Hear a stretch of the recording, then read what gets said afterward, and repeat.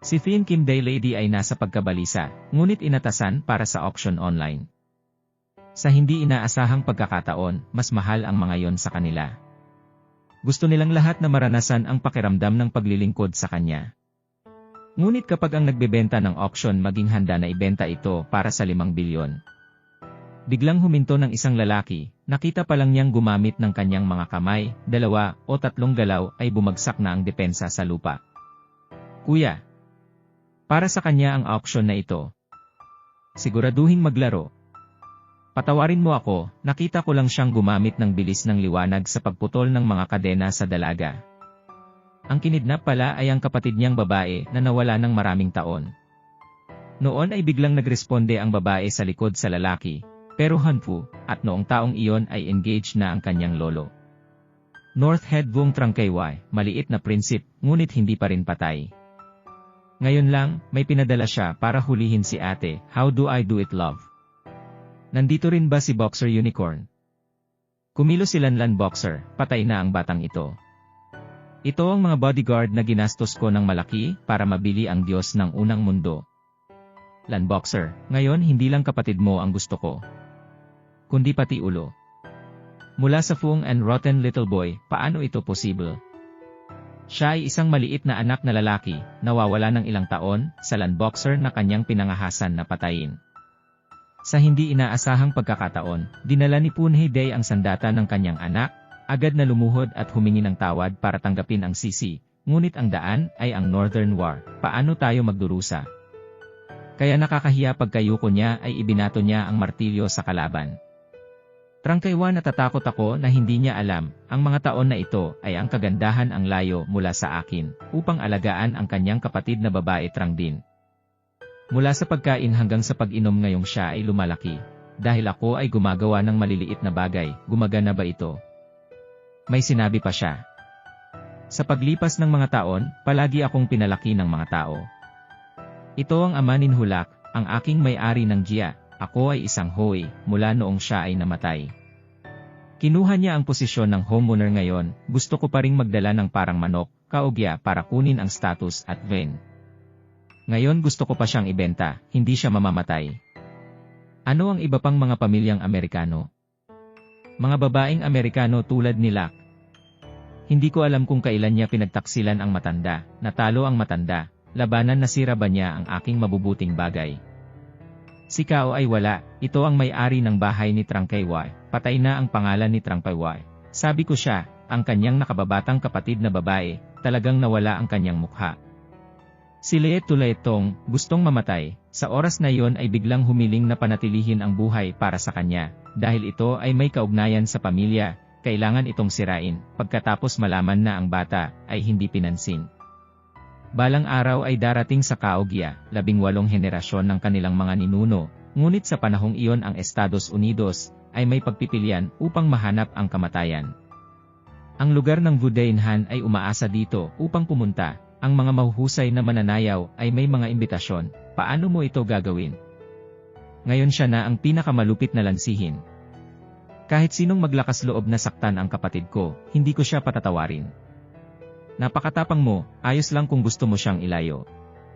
Base sa rules ko, dapat niyang palitan ang US para umako ng responsibilidad. Maaaring kunin ito ng tao.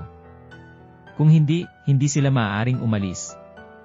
Hindi ka rin mabubuhay, gusto mong sabihin sa akin ang mga patakaran ngayon, hayaan mo akong makita ang ilang mga tao na kumakain ng panganib, paano ko ito mapipigilan? Kapatid, iniisip ang nawalang ari-arian ng tiyuhin, kung hindi ito makuha, sinong mag-iisip ng kabiguan sa kanyang mga kamay? Nagpasalamat ang pamilya ko sa akin. Paano mo makikita? Kinailangan pa ring umalis ni tiyo din at kapatid. Ang kwento ng aking pamilya, upang harapin ang aking sarili, ang American woman ay garantisadong. Lahat na pupunta sa akin, gusto ng pera, tama ba? Ang pagsasabi ng numero, hindi alam ang sarili kong lakas, kung gayon, kalkulahin ko itong mabuti. Ang Amerika ay medyo mas mahal. Isang kabuang 8,000, ito ay direktang pagkalkula lamang. Marami pang benepisyo ang mayroon din sa aming mga bayarin sa serbisyo. Kabuang 2 bilyon paano? Magbayad o hayaan ang network dito, hindi alam ang mabuti at masama na mamatay ng walang pera, gaya ng itinakda ng matanda, dapat ka pa rin kumuha ng tiyudin. Mga regulasyon sa auction. It was really my father, that year because to balance the power of the country, umalis siya. Ayokong maimpluwensyahan ka dito. Ang mas ayaw mong magdawit ng dalawang tao. Ang batang lalaki ay nag-isip ng kaunti, nagpasya tungkol sa dekreto, na kailangan pa ring panatilihin ang sandata sa kanya, para sa 18 taon ng reconnaissance. Ang pakikitungo sa kanila dito, ngunit hindi alam ng mga tao, hindi niya lang pinahiya ang kanyang pamilya. At pinagalitan siya, ngunit kinuha ang espada upang magbanta. Kapalit ng higit sa 2 bilyon, ang palaka ay umupo sa ilalim ng balon, binuksan ang mga mata ng aso upang makita, ito ang bakas ng pag-alis ni Uncle Vuong, suriin ng kaunti ang pinagmulan ng bagay. Bago ang kanyang ama ay itinatag ang kanyang tunay na pagkatao, hindi siya maaaring kumilos ng basta-basta. Kung siya ay alagad ng hari, pagkatapos ay magkakaroon ako ng pagkakataon, nalapitan si Uncle Vuong, maaari ka bang magbenta o hindi? Siyempre pwedeng ibenta.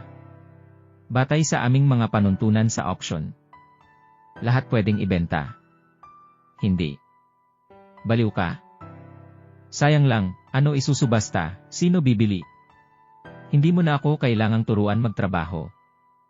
Sa hindi inaasahan, ito ay talagang walang hangganang sigasig, Uncle Vuong kasabay nito. Ang balita ng espada ay inilipat din upang lumitaw sa isang pagdiriwang ng auction. Siya ay pinaghihinalaan na si Trangkay Y ay nakatagpo ng mga problema. Kung hindi, talagang hindi ito lilitaw doon. Kaya't agad siyang nag-utos ng mga eroplano, lumipad doon, kahit na nagpakilos ng mga tangkit na pumunta rito para iligtas. Bilang karagdagan, nagpapaalam sa mga negosyante sa mundo. Nagsasabi saan mo nakuha ang espadang ito. Alam mo ba na ito ang kayamanan ni Vuong? Hindi ka ba maaaring magkasala sa kayamanan, si Vuong ang bagong may-ari. Ikaw mismo ay naghahanap ng kamatayan, huwag mo kaming idamay. Totoo na hindi nagbabago ang kalikasan.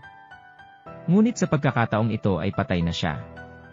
Hindi rin siya nailigtas ni Thien Vuong. Ang nakababatang kapatid na babae ay dinala sa mga pagtitipon sa gabi, upang kumita ng pera. Dinala ang aking kapatid sa Uncle Vuong, minor standing doon. Buti na lang, pero walang nangahas bumili, kaya hindi matanggap ng ate niya, kung ayaw mong mamatay, dali-dali kang lumayas sa akin, bitawan mo siya, kung hindi, patayin ko ang lahat.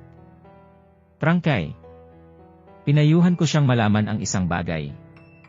Kung hindi, mas madaling mahahanap ng kapatid mo ang kamatayan. Saan? Huminto ang lahat ng bisita para sa akin. Bakit nagpunta dito ang mga tao sa kalye?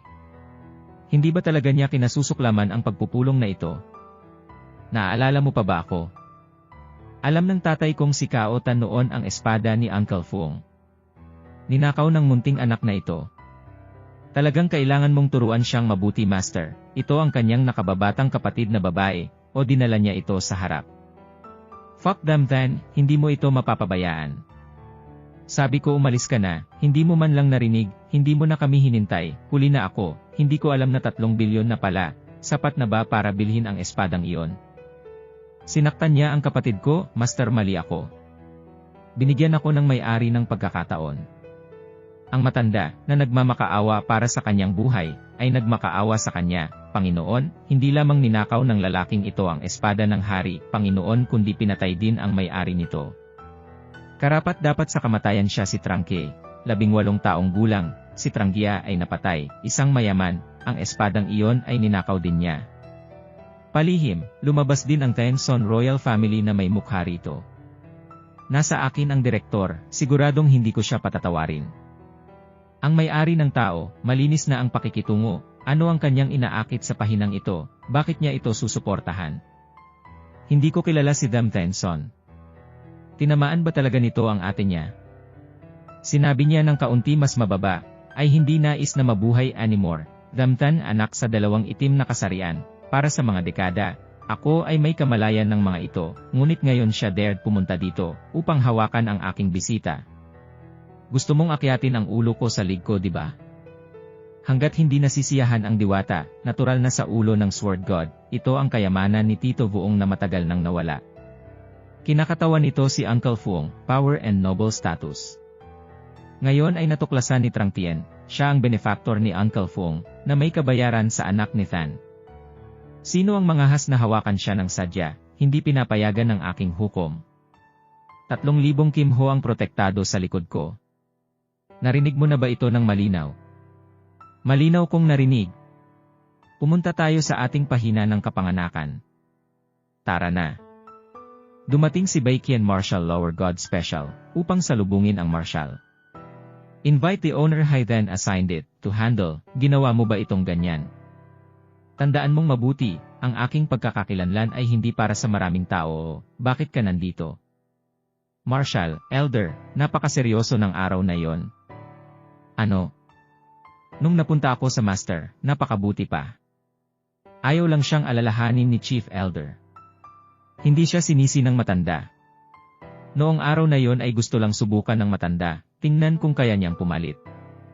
Ang sabi ng matanda, ang pinakadakilang hangarin niya ay ang makita siyang patuloy na magmamana kay Tio Fuong. Ako ay may kasalanan sa aking Panginoon, sa pagkakataong ito ay pinapunta ako ng matanda dito, dahil tinulungan niya siyang maghiganti. Tulungan ako ng Diyos na ibalik ang espadang ito, maghintay para sa akin, upang maghiganti. Ako ay tiyak na babalik, kumpletuhin ang hiling ng Master. Malinaw din son lihim na hindi isave sa kanya ang bituin. Pero hindi dahil poprotektahan siya paminsan-minsan. Mangyaring mag-isa, ilayo siya, ang bitag ay pumapatay nito. Gawin silang muli, sa Huang Tien ang kwentong ito ay nag-atas sa kanya, na gawin ito, tandaan na hindi ito pinukaw sa hukom, gawin ito.